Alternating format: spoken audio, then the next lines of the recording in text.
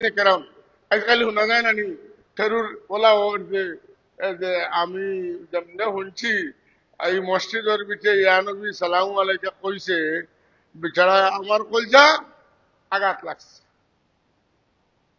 আমরা মুক্তি যাবে একটা কথা কইলাম বহুত আগে, বলে মিলাদুল নবীর মাস আইব আর নবীর আলোচনা হইব আর মুনাফিকর কলজা সিরিয়া জাজরা হইব। মনে আসেনি? কোন শব্দ দিয়া কইছেন? মানাকিব শব্দের ব্যাখ্যা করছেন। মান কাবাতুন, পাথরের উপরে লোহা দিয়ে বাড়ি বললে দিলা আগুন উঠে, ওলা মুনাফিকর কলিজার নবীদের তারে খুললে ওলা আগুন লাগে।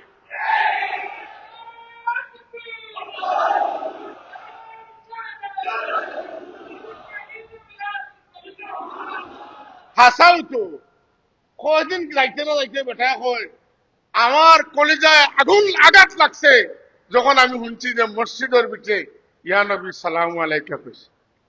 হায় হায়, একেবারে যেমন এটা শব্দ এমন ভাবে এপ্রোপ্রিয়েট হইছে, অ্যাডজাস্ট হইছে যে শব্দ আর ভবিষ্যৎবাণী একবারে মিলে গেছে। এটা স্বাভাবিক, এটা হইব। কারণ রসুল্লাহর তারিফ গুনার বাদে কারুর বুক আনন্দে ফুলিয়া উঠিব, আওয়াজ বাড়ি দিব। আমি বিশ্বাস করি আমরা তো প্রত্যেক জুম্মার দিন ইনশাল্লাহ মিলাদ পড়ি, জুম্মার নামাজ পড়িয়া। তো দেখা যায় ইয়া নবী সালামু আলাইকা, ইয়া রাসূল সালামু আলাইকা কোয়ার বাদে নিরাই বইয়া আমি আনামতি ওলা বই থাকি, মানুষের মুখে দি চাই, অথবা মানুষে মনে করেন চোখ বুঝে মনে হয় আরো কিচ্ছু শুনিয়ার। আমি মাঝে মাঝে আন্দাজ করি ইয়া হবিব কইতে বুঝা যায় মানুষে মসজিদ তোলা মারি গেলে এমন আওয়াজ বার হয়। কারণ বুড়া জোয়ান দুর্বল সবল সারার আওয়াজ বাড়ি যায় ইয়া হবিব হওয়ার বাদে। কারণ আল্লাহ নবীর মহব্বতে এই সময় ভিতরে ঠেলা মারে, আওয়াজ স্বাভাবিক থাকে না, এটা মহব্বতের আওয়াজে রূপান্তরিত হয়ে যায়। আর যার ভিতরে ই মহব্বত নাই, এটা গিয়া তার কলজাত আঘাত করে আর তার কলজার মাঝে বড় দুঃখ পায়। কেউ কয় আর কেউ সয়।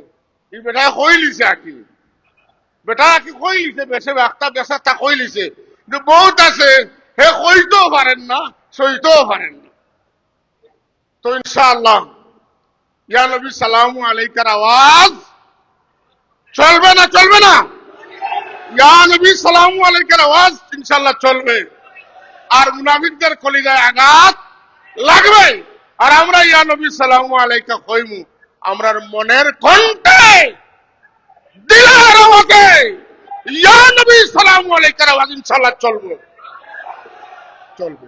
হাজিরিন, বেটা প্রত্যেক ওয়াক্তের নামাজও পড়ে, 2 রাকাত পড়িয়ে পড়ে আসসালামু আলাইকা আইয়ুহান নবী, এটার যে অর্থ ইয়া নবী সালামু আলাইকার অর্থ ইনো তো ওয়াজ করে সেদিনের মাত্রায় সাইরু ভাই সাবজাদা হল আছেন, ওই যে মুহাদ্দিসিন হল আছেন, মাতলে বেড়া মাতলে হইব নি?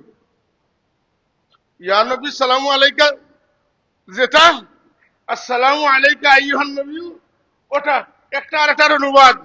এখন যদি বেটায় হয় ইয়া নবী সালামু আলাইকা হয় আমার কলজা ফাটি গেছে, তো প্রত্যেক তো তোর কলজা ছিঁড়ে রে ভাই, এই সময় বুঝোস নানি বলে আসল সম্পর্ক, আসল বিষয়টা ইয়া নবী সালামু আলাইকার বিষয় নয়, আসল দরবারটা তার আর মিলাদুন নবী। কথা ঠিক নি না? মিলাদুন নবী শুনলেও আর অসুবিধা শুরু হয়ে গেছে।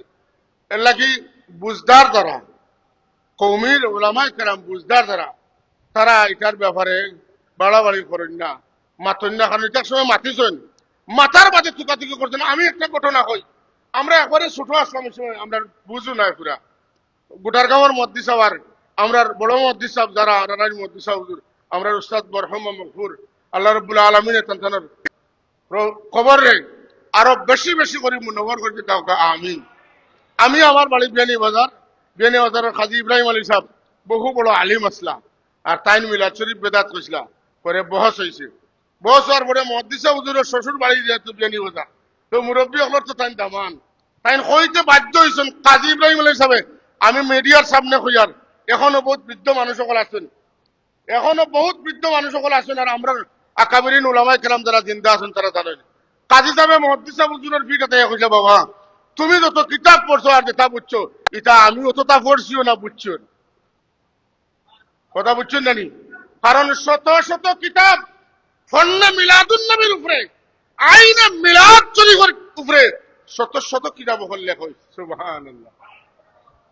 এবং যে বরজিনজি শরীফ আমরা পড়ি এটাও তো মক্কা শরীফ, মদিনা শরীফ, হরমাইন শরীফ আইনের মুহাদ্দিস সাহেবের লেখা, কথা ঠিক নি না? তাইলে যারা আমরা এখন কই বলে হরমাইন শরীফ আইনের মিলাদুন নবী নাই আর বার করছেন সিলেটের খুনাত জকিগঞ্জে শুরু হয়েছে, মোটেও না।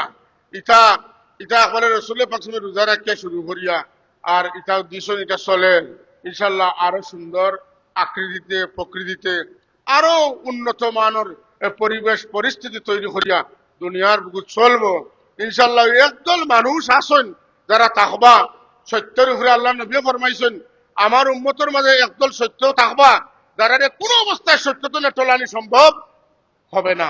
এরা আসেন আসলাও তাকবা হয়েছিল, যখন সুবহানাল্লাহ।